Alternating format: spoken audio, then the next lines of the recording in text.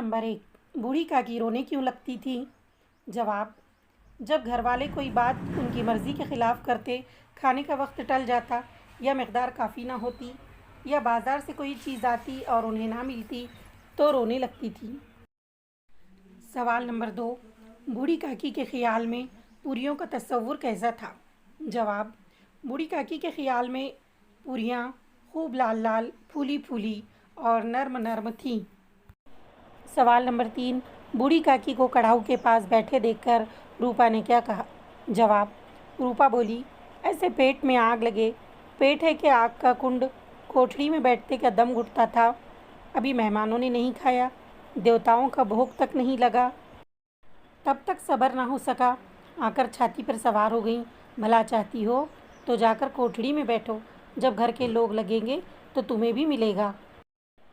तुम कोई देवी नहीं हो कि चाहे किसी के मुंह में पानी तक न जाए, लेकिन पहले तुम्हारी पूजा करे। सवाल नंबर 4, पंडित बुधराम ने गुस्से में क्या किया?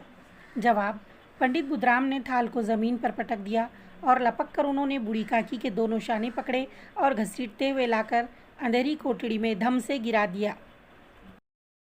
सवाल नंबर 5, बूढ़ी काकी ने दिल में किस तरह के मंसूबे बांधे? जवाब: उन्होंने दिल में तरह तरह के मंसूबे बांधे। पहले तरकारी से पूरियाँ खाऊंगी, फिर दही और शक्कर से, कचौरियाँ रायते के साथ मज़ेदार मालूम होंगी, चाहे कोई बुरा माने या भला, मैं तो मांग मांग कर खाऊंगी।